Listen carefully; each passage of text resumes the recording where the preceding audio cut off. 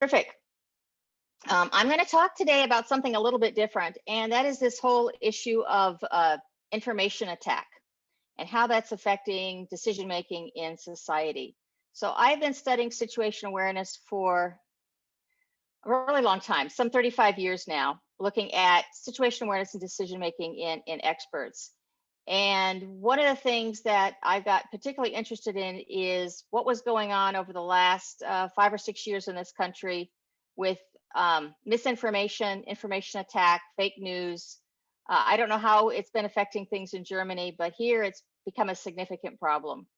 And so I got really interested in looking at this, not just from a personal standpoint, but from a professional standpoint, and trying to take a look at what was happening there. Because if anything, if you think about it, this is really the antithesis of situation awareness, right? It is the opposite of people understanding what's going on, and they have a real misunderstanding of what's happening.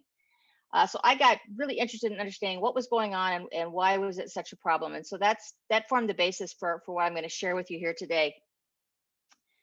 And I did write a pretty detailed article about it. I forwarded it to Lars. He can share that with you later if you're interested in more of the details and research that I'm going to cite related to this topic. So first of all, what's going on here? And what I'm seeing is that basically decision making is under attack.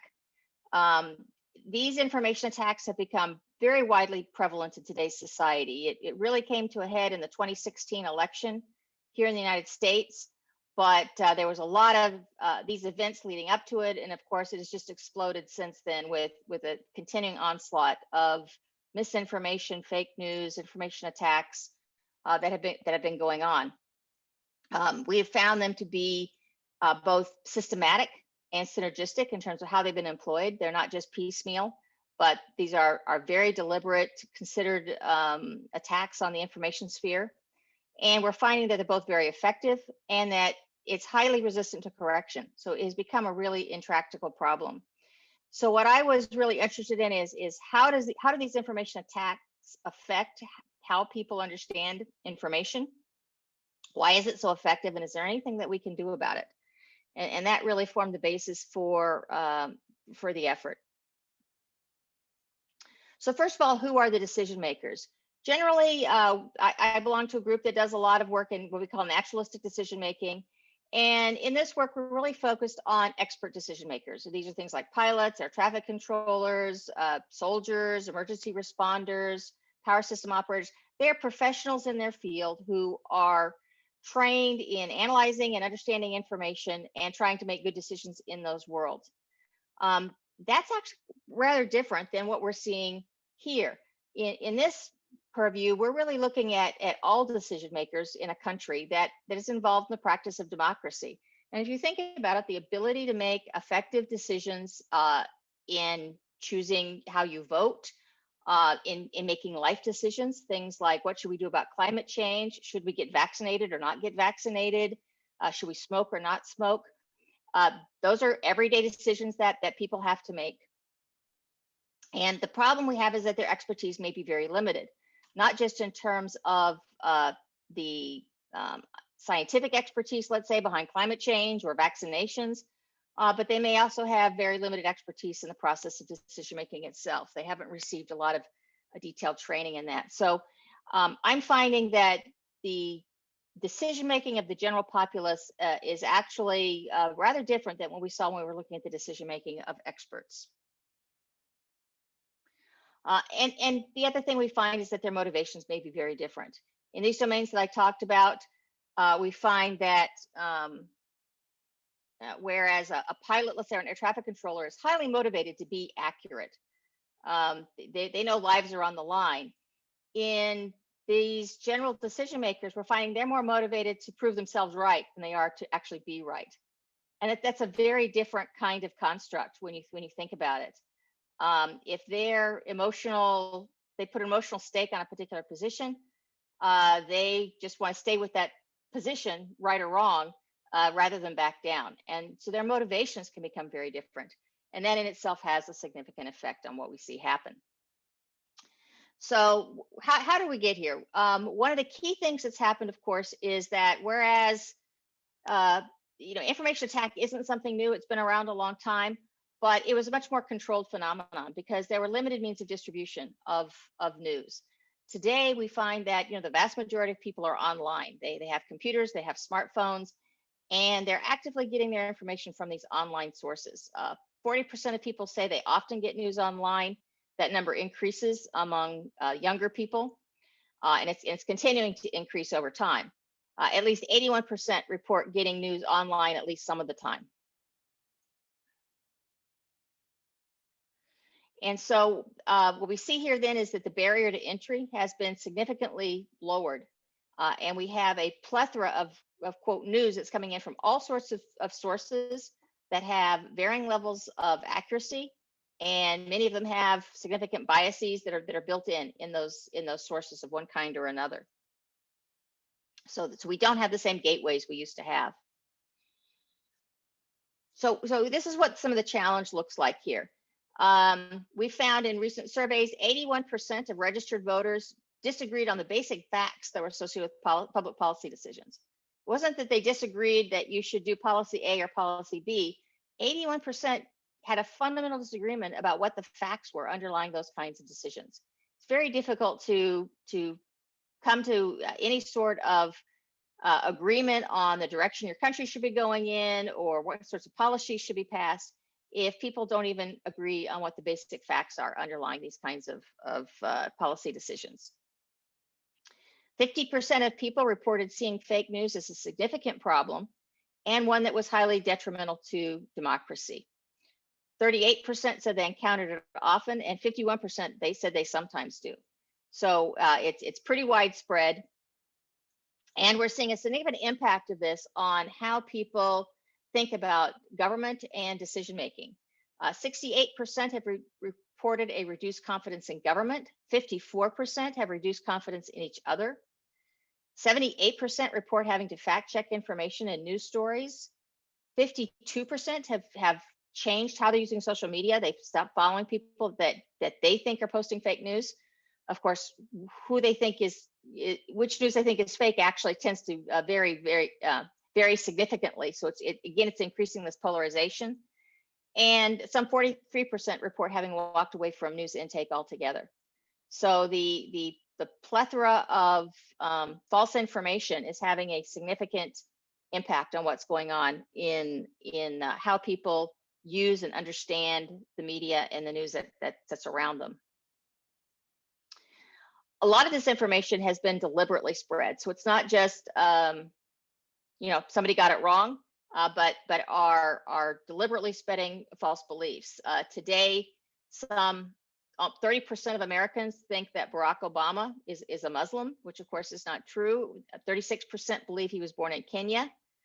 26% believe that the US government knew that the 9/11 attacks were coming, but chose to let it proceed. 31% believe that vaccines cause autism. Some 53% believe there were WMDs in Iraq that the US never found.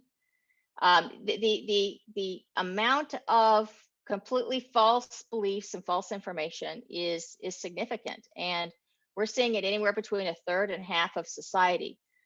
Today, we're facing similar problems with getting the vaccine for COVID, where we have some 30% of our society that is firmly entrenched in terms of not getting the vaccine because they believe a lot of information associated with it or with vaccines in general. Mica, can I ask you a question on that? Yeah. So the question is, like, people are stating these probably in polls or somewhere, saying Yes. that, I believe that Obama is a Muslim and he was born in Kenya and so on. But I mean, this is truly their stated preferences, right? I mean, that's really what they state. But this is what they. But on the other hand, it might not be what they actually believe, right? I mean, if you tell them and say, like, would you argue that Obama was born in Kenya, and then we check the facts later on, and you might lose your car or something, and you give them a real option to compare that. The question is, do you think that they still would say this if something is at stake? We find that they seem to have these strong beliefs and they're pretty firmly entrenched. And when you start showing, counterfactual information, they just entrench farther. And so I think I understand your question is, do they just say that because they want to say that, or do they really believe it? And my take is a lot of them really believe it. These conspiracy theories particularly go deep, and some people seem to be very prone to conspiracy theories. So you see they run in groups. A person who believes one conspiracy theory is a lot more likely to believe others as well. And some of this is traced back to a very anti-government mentality, to wanting to be on the end of some kind of we know something you don't know kind of a thing. So there's a lot of psychological boost they seem to get from being part of the groups that believe these kinds of fringe things. So I don't think these are just, they're just saying it. They don't really believe it for the most part. Would you get some to switch? Maybe, if you paid them enough, I don't know, but maybe they're just saying what you want to hear to get the money. I think these are pretty entrenched, and you see them consistently in polls. Okay. So, reasonable questions. One thing that I think is on top of what I'll call these naturally percolating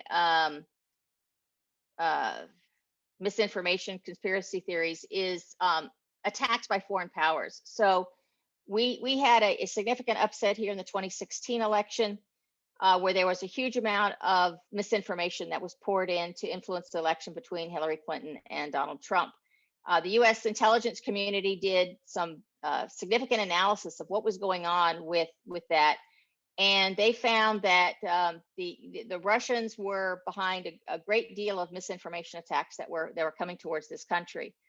Facebook and Google both sold ads to a number of accounts that were linked to the Russian government. And the purpose of those accounts is not just to promote a particular agenda or view, but was to sow divisions. So they would be playing both sides of the story on all kinds of things. So they would be, promoting Black Lives Matters to one group, and it's all a attack on white people to another group. They were intentionally sowing these kinds of divisiveness in society. We sell thousands of bots and paid human trolls, many networks of websites and social media accounts that were all involved in concerted efforts towards these kinds of activities. The RT, which is a Russian network, and Sputnik had stories about that Clinton had troubled health. For instance, it reached some 90,000 Facebook accounts and was read more than 8 million times. So the information that's being put into these mechanisms tends to be very effective and far-reaching. This is not just a U.S. thing. There's a lot of research out there showing similar sorts of attacks on elections in Japan, Italy, Indonesia, the Philippines, the Brexit election, EU elections, where the Russians were sowing significant disinformation campaigns, and they're very good at that. But as I say, that this isn't a new problem.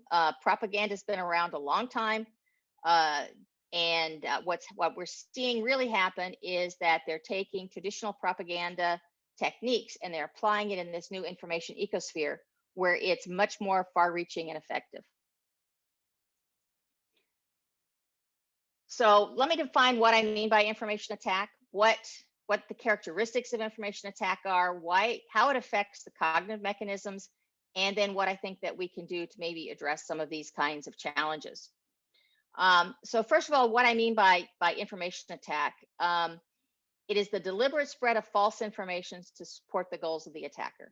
And so this isn't just misinformation or getting something wrong, but it's a deliberate spread of false information. False information is intentionally and verifiably false and likely to mislead recipients. So I've put in here a lot of the research that I've referenced in relation to this. It is a key strategy, and it's becoming much more used for achieving political goals and or economic benefits. When I talk about information attack, I'm not talking about small reporting errors. I'm not talking about something that's unflattering or something that conflicts with someone's worldview. That does not define information attack or false news. but it is the deliberate spread of false information.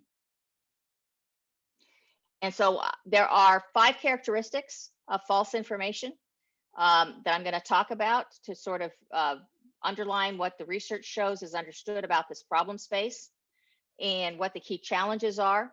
And then from there, I'll talk about what I think we might be able to do about it. So first of all, sources. There are a number of sources of information.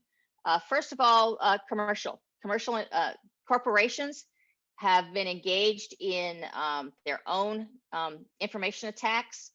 The smoking industry, for example, the tobacco industry did a large attack on people's understanding of whether or not smoking caused cancer. We've recently seen media campaigns from the petroleum industry who are working to cast doubt on climate change. So anywhere from traditional corporations to e-commerce, a lot of the information attacks out there are just people looking to make a fast buck. They found they could throw up, crazy news stories and they'd get all kinds of hits. So it's just clickbait, bringing people to their websites where they get more money from advertisers based on how many eyes go to that web page. One guy reported earning $22,000 in like a day just from making up a news story that he posted during the election. They found hundreds of sites of these false news sites that are being run by teenagers in Macedonia, for example, about topics going on in the United States or elsewhere in the world. They're not necessarily politically motivated. They just want to make a buck. Many of them are political in nature. Some of these are internal. So I can complain about the Russians, but a lot of these are also coming from within the United States for political agendas within the United States. For example, we had politicians who were claiming that if we got a healthcare plan that Obama was presenting that would cover the health care of people who didn't have insurance, that they would have death panels that would be deciding who lived and who died. That was widely reported. It was pushed by our own politicians who were against that healthcare package. We find many political groups and individuals also can be engaged in this. So apparently Greenpeace has been involved in efforts to try to discredit genetically modified foods. Russians also apparently are behind some of that because they don't want to compete in that market. Many of these people are set up with just political leanings, and it could be just you or I or anybody who has particular political agenda, set up these websites and post, information of, let's say, varying quality on them. And then we have what I'll call external political attacks by foreign governments. I talked about the election, but we see a lot of these kinds of events. In 2014, there was a Malaysian Airlines Flight 17 that was shot down by a Russian missile by pro-Russian rebels, and they blamed it on the CIA and Ukrainian pilots. So, these are very focused kinds of campaigns. In that effort, there were over 2 million tweets by Russian trolls that got 30 million likes and 22 million relikes. So they're very effective at pushing this false narrative to cover up what went on in Ukraine in that accidental downing of that airline. Okay, some of the features of information attack. There was a really good study by Rand looking at what does information attacks look like in some of these kinds of events. And it has a few key features. First, they get out information early. When an event happens, it typically takes a little time to figure out, why did that airplane go down? What really happened about it? With these stories, they're coming out fast and early because people want information right then, and they'll just make stuff up and get it out there really fast. They'll often be very emotionally charged, outrageous sounding headlines that get people to click on it and get upset about, oh, can you believe that happened? Can you believe they did that? They're really pulling at those emotional strings. And then once that gets out there, it takes a lot of time for the actual factual truth to get out.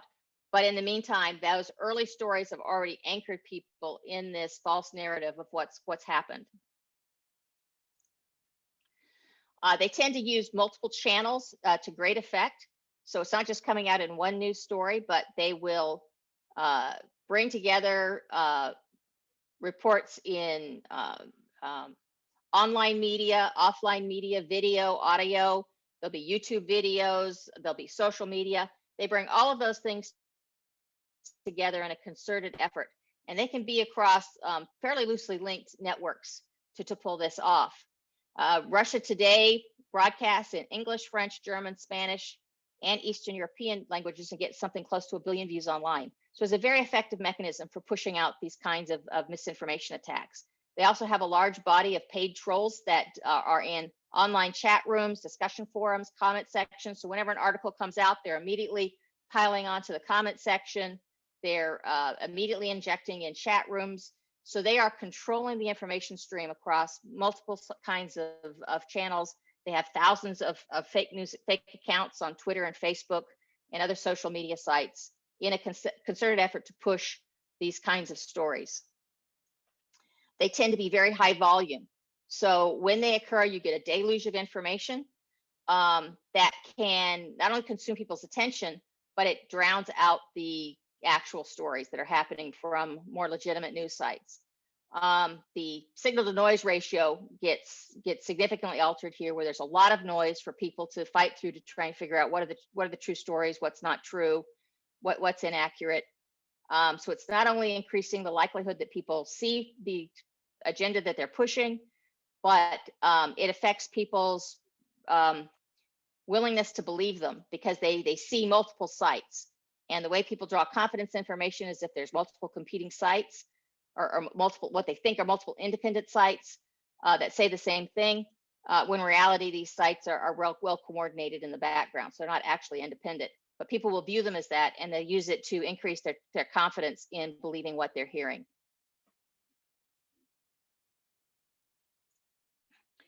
Another key feature of information attacks is that it's repeated. They'll constantly repeat this kind of information and recycling disinformation and common themes. We're still getting lots of repeated recycling of claims here about the last election that Trump really won, and somehow that's all going to change. They just keep repeating these kinds of stories over and over and over, and the repetition itself creates familiarity, and it creates the likelihood that the misinformation is going to be believed. And then what I find is interesting is that conflicting stories don't seem to bother them. As a matter of fact, they will often put out multiple conflicting stories when an event breaks, just to see what sticks. When the Malaysian aircraft was shot down by that missile, that's exactly what happened. You saw that RT put out 6, 7, 8 different stories of what had happened until one of them finally resonated, and then they kind of stuck with that one. And somehow this lack of consistency doesn't seem to affect their believability or their credibility as a news source, which I find really interesting. And it appears to be because people are using other kinds of cues to try to infer credibility or trustworthiness. So the fact that there's conflicting stories that don't really agree with each other somehow doesn't seem to matter. And then lastly, a key feature of information attack is what I'll call cherry picking or selective information. And that is where some of the information in the story will be accurate, but it's used in misleading ways. So they'll just pick out information presented in a particular way to try and provide legitimacy. And what that does is it not only does add some legitimacy to their narrative, but it will significantly slow down fact checkers and having to pick apart, well, what's really accurate? Well, yeah, that's accurate, but that's not quite presented right. It creates enough complexity that the majority of people it washes over them. They don't ever get in and really understand what was going on and what to believe or not believe. There are a lot of different avenues of information attacks, anything from traditional media. What we find is a lot of these attacks may start online or with less credible sources, but then the traditional media will pick it up and report on it. Even if they're just trying to discredit it, but in fact, what they end up doing is actually spreading it to a wider audience, even though they may have intentionally started off trying to discredit the story. They actually become part of the problem. Online advertising, which is often completely indistinguishable from online content to people. individuals. So a lot of these are just people with political leanings, people trying to make a quick buck. 23% of people report sharing false news, either knowingly or unknowingly. And we find that false news stories are 70% more likely to be retweeted by people on Twitter than regular news stories, often because of their emotional content. They're again very emotionally charged, always in this outrageous, and so they get retweeted more. And then, of course, social media, which is a lot of the new thing that's happening here. False news stories are accessed through social media 42% of the time, compared to only 10% for traditional media. We have a lot of hyper-partisan websites that are either far left-leaning or far right-leaning.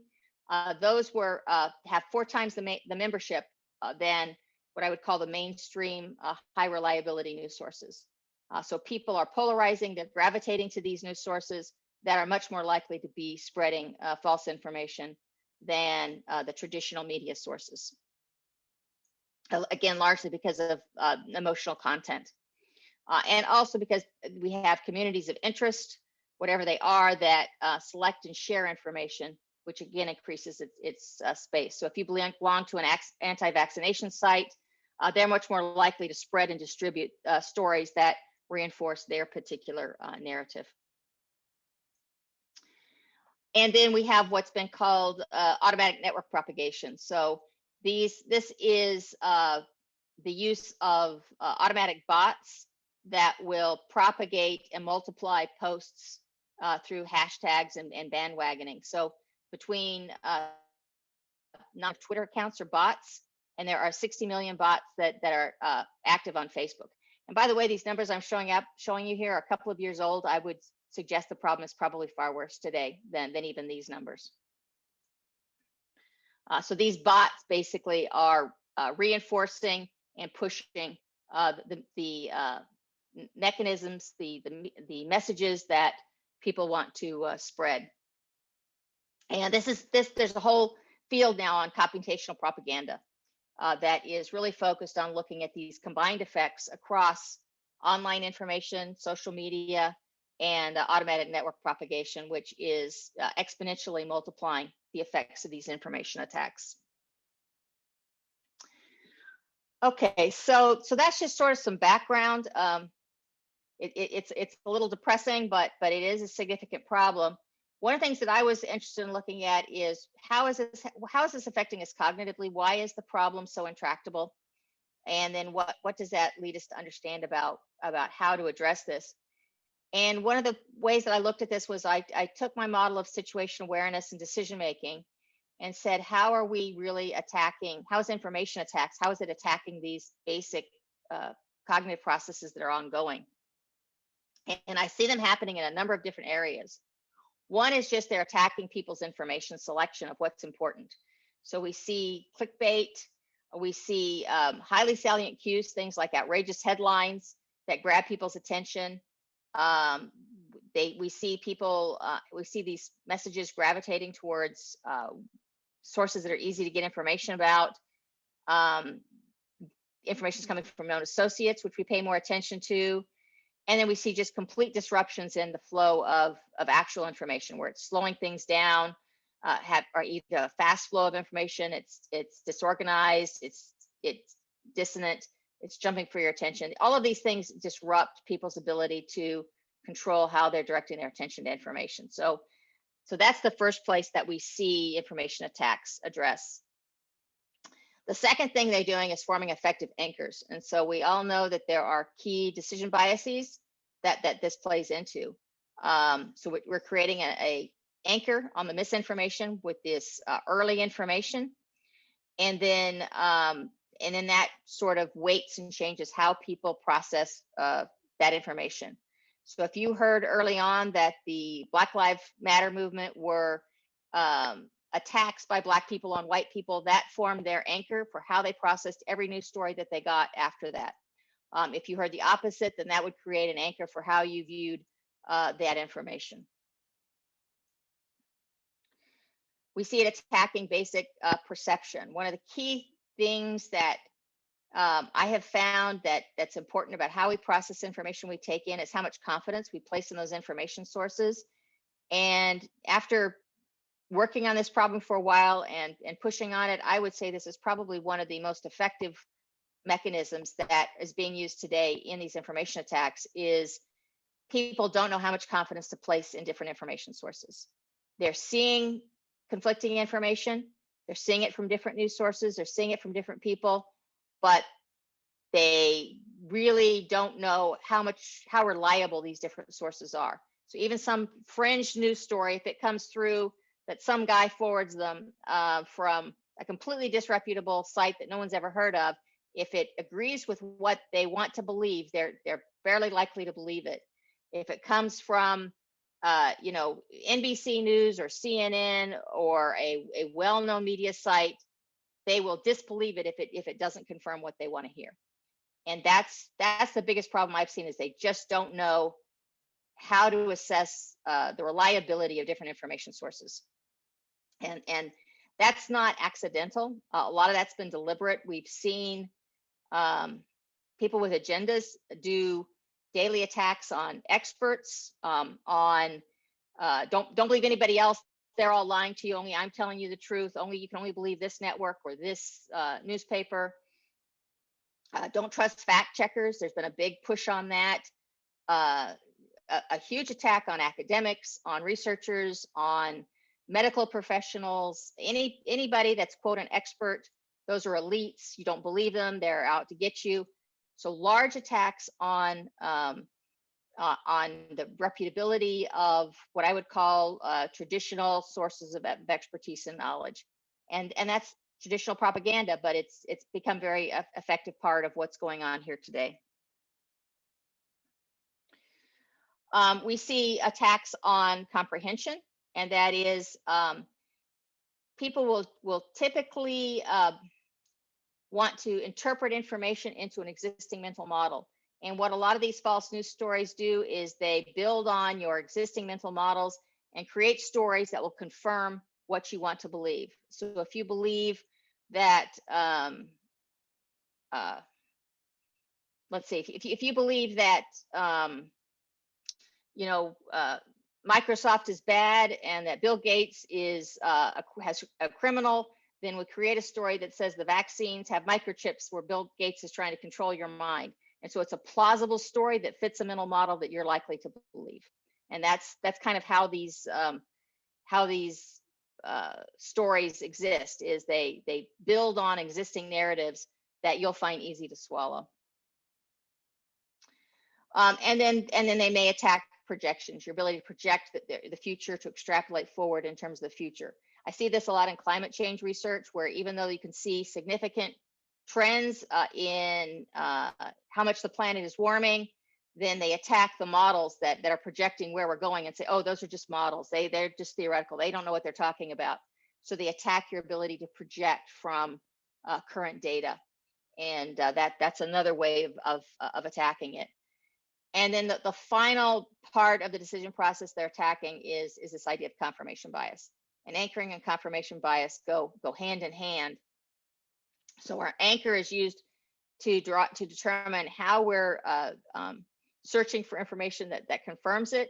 And we know that people will look for information that confirms a story a lot more than they look for information that disconfirms it. And they particularly do that when they're under stress or they're anxious. And so we're seeing this with people just tune out anything that conflicts with what I want to believe and what I want to hear. Once I form my anchor, I just dismiss everything else as biased, and I'm only looking at that information that's confirming what the story that I want to believe. And so this is a pretty negative cycle. I think you'll agree that that sounds like it's sort of like the attacks are directly going into all the different places in which we have an opportunity to process and understand information, and we're seeing the ways in which these information attacks are hitting each stage of that process.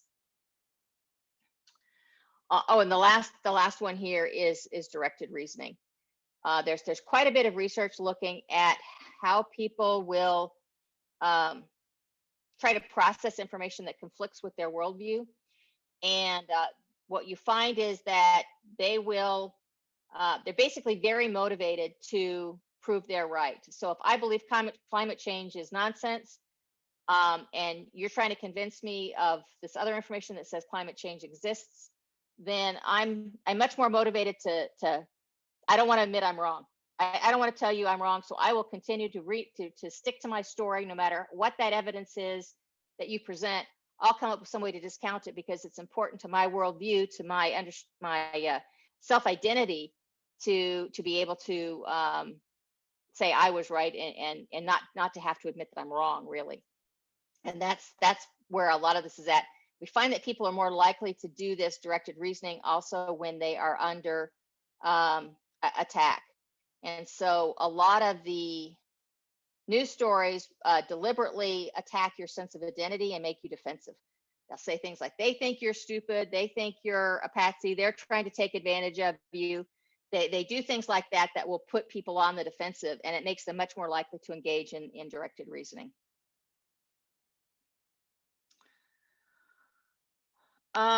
Okay, so that's all pretty depressing so far. There's a number of key challenges here that I think we have to address if we're going to do anything to get out of these. One of the key challenges I find is that people have a very poor understanding of information reliability.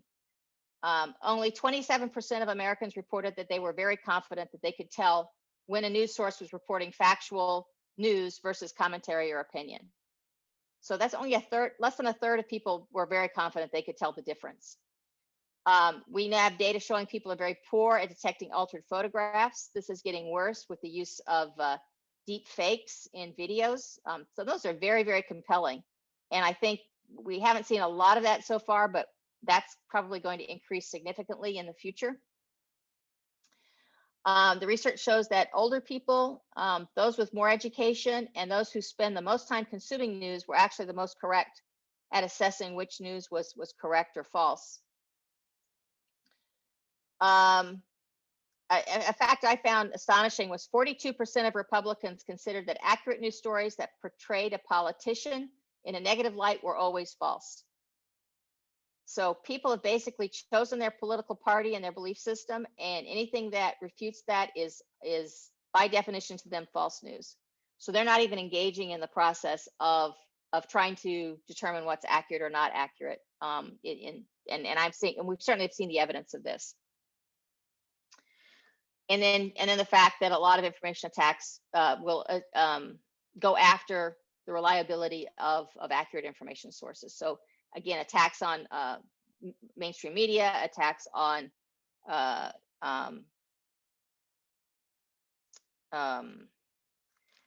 fact checkers. These are common issues. Social reinforcement is a key part of this problem. Apparently, the social group you belong to has a great effect on how people will interpret information and their willingness to share it.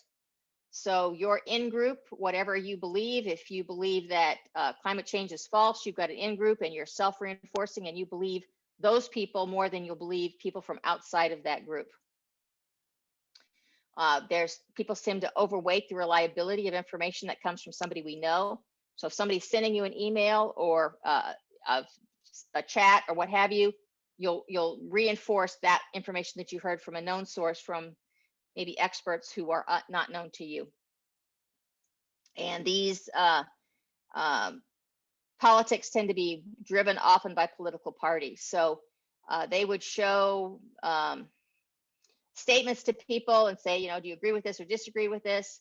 And then they'd say this statement came from this party that you affiliate with, or this party that you don't affiliate with, and it would dramatically shift the number of people would say they agreed or disagreed with that statement, but they would deny that was the case. So it's very much happening at a subliminal level. That I think it's this heuristic that people are using. That a lot of topics are just too complex. They don't have the time to really investigate them, so they basically rely on whatever their affiliated political party is pushing on that particular topic. And then we're seeing this big resistance to conflicting information. And this is, I think, one of the challenges is people will cling to these false beliefs once they're established, even when you get a lot of considerable refuting information. And some of this, a lot of this is called the continued influence effect. So if the first story you heard was that the Ukraine was having an independence movement and the Russians weren't behind it, then that would be a story that would continue to influence what was going on, even if you later heard stories that the Russians were influencing part of what was going on there in terms of Crimea. And what the continued influence effect shows is that even after a lot of correcting information comes out, people will still get confused with the early misinformation. At least 50% of people will continue to remember and believe that early information. There's a lot of different theories as to why that is, that they just can't remember what's correct, the familiarity of that, of repeating that information, or if it's just too hard to revise an existing mental model. But that tends to be a significant cognitive problem. And then we have the backfire effect, which has been documented in a number of studies, where the more you try to correct the misinformation, you accidentally reinforce it. So the more we talk about how vaccines don't cause autism, the more people seem to believe the vaccines cause autism. And what they're saying is you don't want to, a lot of times you'll see stories that say myth and then true and myth and true. And what you're really doing is you're reinforcing the myth. Each time you repeat it, you're reinforcing it. So what we've done is our accidental efforts to try to counter misinformation, we reinforce that information. And that is a significant problem.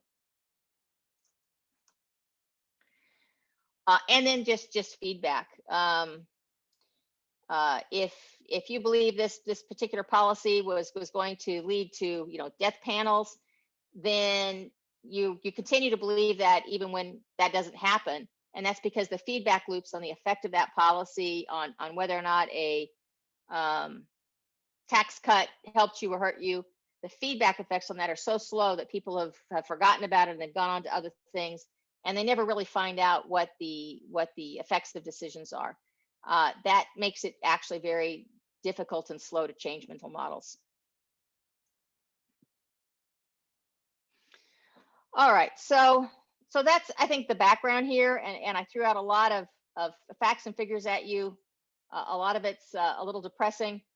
What I looked at this and said, okay, what can we do about it? Is this an insolvable problem, or is there something that we can do from cognitive engineering or human factors to help this problem? And I do think there are a number of things that we can do to try and address some of these issues. The first is just the whole idea of information presentation. When I look at what's going on in these stories, there is a great deal of ways in which people who aren't part of the problem are actually accidentally contributing to the problem. So, for example, this idea of myth versus fact.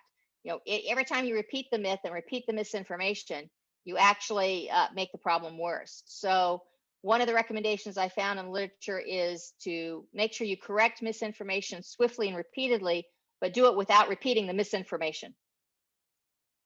So instead of continuing to say, vaccines don't cause autism, talk about the benefits of vaccines and what they actually do, for example. Simplicity, provide clear, simple messages, which are a lot more likely to be accepted than long, complex explanations. When I go to fact-checking sites and look at how they go through and analyze and debunk them, by the end of the story, I'm completely confused because they get long and convoluted in what they're telling. And I think we don't do a good job necessarily of making the factual information clear and understandable and highlighted in some bullets as opposed to long prosaic prose, so that people will come away with the right takeaways and the right summary of what's going on. Framing, of course, turns out to have a big effect. If you can frame your messages in ways that don't conflict with people's pre-existing worldviews, they're a lot more likely to be accepted. So, for example, when they talked about climate change and they talked about a carbon offset rather than a carbon tax, that was a lot more accepted because people already had a negative mental image of taxes. All taxes are bad, so carbon tax is bad. If you called it a carbon offset, they were far more likely to accept that. Again, focusing on the dangers of diseases rather than trying to discount vaccine autism links, or trying to spend a lot of time denying that there are microchips in the COVID vaccine, is probably more effective to instead focusing on the benefits of the vaccine for preventing COVID. And then there's some evidence that advanced warning that information may not be true reduces encoding. So they've tried this on social media sites where they'll put up a flag that says, this information may be false. I don't think it's worked very well. What they're finding is that some people were more likely to want to believe it just because of the flag, even though you're trying to flag the opposite. I think we have to also address this whole issue of information confidence. Having tried to work on this problem for a while, I think this is probably one of the fundamental linchpins. If we could get through this, it might help the problem a lot.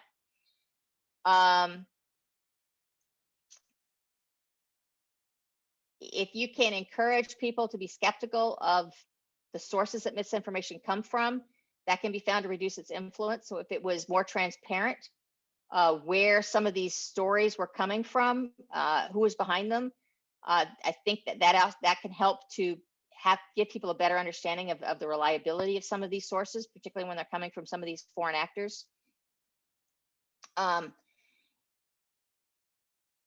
When you try to counter false information that's coming from unexpected sources, that can be very effective. So, for instance, when we had this claim that the healthcare system would have death panels, when a Republican senator said, no, this is nonsense, the Republicans more likely to believe that than when it came from a Democratic source.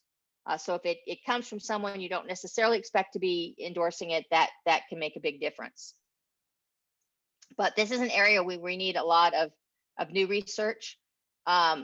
We need to help people get methods to assess the reliability of online sources. A lot of misinformation gets spread through email chains and social media. So we have to find ways to better tie source credibility and ratings to those sites. And I think the social media companies have been struggling with this. Putting the fact-checking sites on there, trying to actually eliminate some misinformation, and that's been having varied successes. It is successful in reducing its spread, but it is creating a certain backlash in circles who wanted to believe the misinformation. So they're calling it censorship and are trying to create other channels for that information. So it's still undetermined how successful that is going to be. I think we need tools to help people manage information that comes from different levels of reliability for understanding what the reliability of those news sources is, and to help them understand whether information is new or whether this is just repeats of old information. I've been spending a lot of time with neighbors who are now sending me news articles they get that, tells all kinds of crazy stuff. And I'm actually going through and helping them understand how to find a fact-checking site that talks about that. Oh, look, this story came from 2002 and it's been refuted here and here and here. And it's a frustrating experience because they don't seem to be learning how to actually check these sites on their own, what looks suspicious, what to doubt. I think it's slowly starting to dawn on them, but it's taking a lot of time. And I think we need a lot more research on how to do that effectively. Information integration, I think, is a problem. A lot of the misinformation that we get is just thrown at us higgledy-piggledy from everywhere, from all these different sites. It's mostly auditory or written word stories. And I think it's very hard for people to organize that. So they just sort of grasp on to believing whatever the person they want to believe says. We know that graphics can be really useful for helping people to better understand information. I think some of the better news sources are doing a good job of trying to get better graphics in there to help people understand complex information. It's presented in ways that were easily understandable, but we know people don't always understand graphs. They don't always pull out the right kind of information. one of the things I think that we need to do a better job of is tying data in graphs to the relevant comparators that people need to be able to use to make decisions. And that's often not necessarily there. So for example, there's a lot of people who believe, President Trump, just really helped this country with lots of job growth. And that's why they were supporting him, was he was bringing jobs to this country because he told them so every day. But if you graphically look at what was the number of jobs added per quarter under Obama compared to Trump, you can see that they were significantly less. And that was even before COVID hit. So what can we do to present information in ways that allow people to make more effective decisions if they were trying to, for instance, decide between these two candidates for a political office? Can we present this information in ways that is not just, I'll believe whoever says what I want to hear, but is presented in factual ways? Will that help people be more objective in analyzing the data and in understanding it? Here's another example that looks at the deficit, which has grown considerably in this country. The Republicans talk a lot about the deficit. We need to be more conservative in how we spend money. But if you look at the data, you see the opposite happens, that the Republicans have actually grown the deficit significantly during their terms of office. I bet 90% of the people would not intuit that that was the case based on the verbal messaging that they get. But the data shows it differently if we can present the data in ways that are easy to understand and that are tied to the comparators of interest. So not just a graph, but how did that graph compare to their political choices?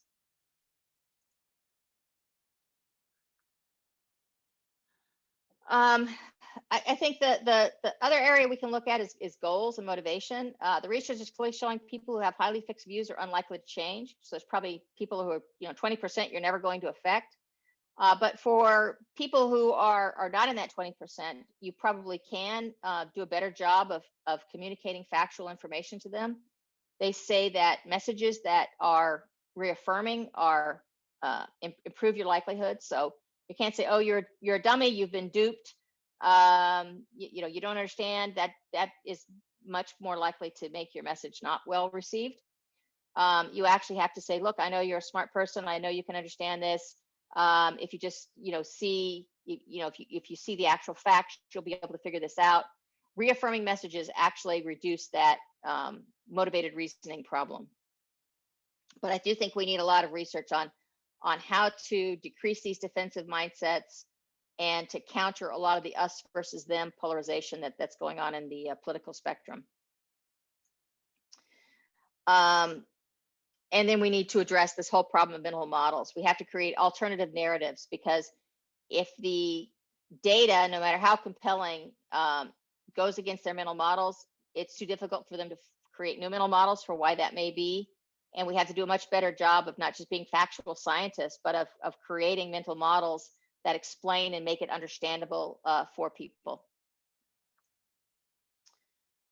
And then overcoming confirmation bias. So we need a lot more research in this area to take a look at how we can train people to be open-minded, to engage in analytical thinking as opposed to just looking for confirming information, and to find ways to overcome confirmation bias and cognitive dissonance. There's been some work in this area, but I think there needs to be a lot more because this is a significant problem where, due to your confirmation bias, we find that what's happening is it's not that people don't see the disconfirming information sometimes, but they will change their weighting on it. They'll dismiss it and say, "Oh, that's a biased source. I don't believe them. They have motivations, etc." So it's the way they have of sweeping away, countering information makes it very difficult for any analytic data to get through to counter the misinformation problem. So I think that's another area where research is really needed.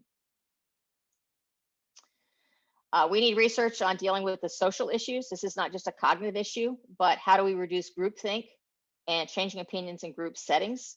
That is significantly needed. And then we need tools and approaches to address the whole computational propaganda problem. How do we deal with automated bots and the false news and misinformation online?